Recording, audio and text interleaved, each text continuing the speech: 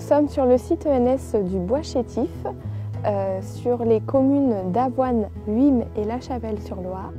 La particularité du site du Bois Chétif, c'est sa situation géographique à la confluence de l'Indre avec la Loire, ce qui implique donc que nous avons régulièrement des inondations des prairies par l'Indre et ce qui les enrichit naturellement grâce au dépôt des limons sur les prairies.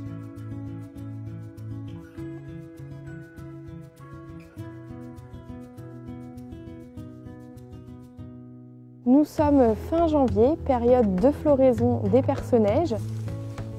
C'est une espèce dont le ramassage est réglementé. On n'a pas le droit de ramasser les perce-neige. En revanche, ça reste une espèce qui est assez commune, notamment en boisement humide, comme c'est le cas ici sur le Bois Chétif.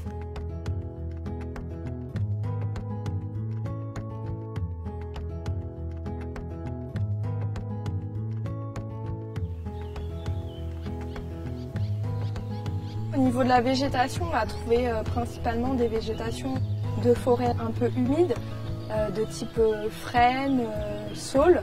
Et puis en termes de faune, on va avoir beaucoup d'oiseaux qui vont être liés à la présence de la Loire.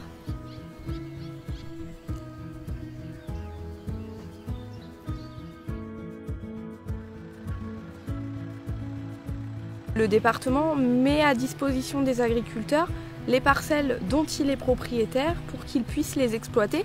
L'exploitation de ces prairies diversifie en fait la flore et fait que la flore est plus intéressante lorsqu'il y a une fauche ou un pâturage.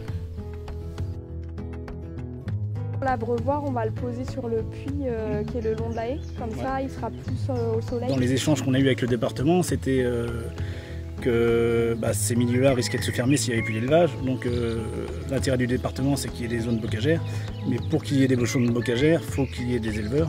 Donc après, c'était un partenariat donnant-donnant. Donc nous, on avait de l'élevage, le département avait des prairies.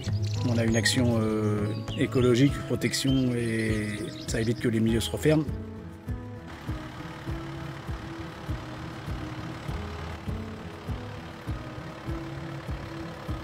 Le département a pour mission de favoriser la biodiversité, donc de restaurer les milieux naturels qui peuvent être dégradés par exemple de la création de mares, de la restauration de boisements, de la restauration d'arbres têtards, des plantations de haies.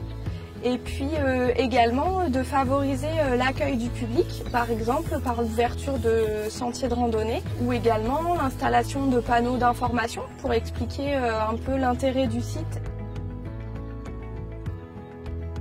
On est sur un site qui est ouvert au public et traversé par la Loire à vélo, ce qui implique d'avoir un bon balisage pour que les gens puissent à la fois voir les endroits qui sont très intéressants sur le site, par exemple la confluence de la Loire et de l'Indre, qui est un endroit assez exceptionnel, et également que les gens ne se dispersent pas trop dans les parcelles qui peuvent être cultivées ou dans les boisements qui ont besoin d'être préservés et donc de ne pas être trop empruntés par le public.